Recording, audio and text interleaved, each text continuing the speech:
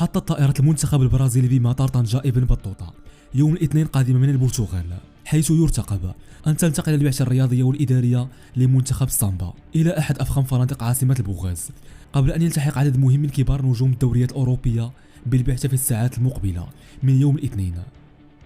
وترافق بعثة البرازيل إجراءات أمنية مشددة سواء أثناء استقبال المنتخب في المطار أو خلال تنقلاته نحو الملعب تدريبات.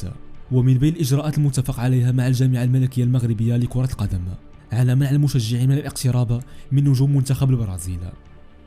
ويغيب مهاجم توتنهام الإنجليزي ريشارليسون ومدافع باريس سان جيرمان الفرنسي ماركينوس عن تشكيلة منتخب البرازيل المباراة الودية المرتقبة أمام أسود أطلس في 25 مارس الحالي بسبب الإصابة، لينضم نيمار بحسب ما أعلن منتخب البرازيل.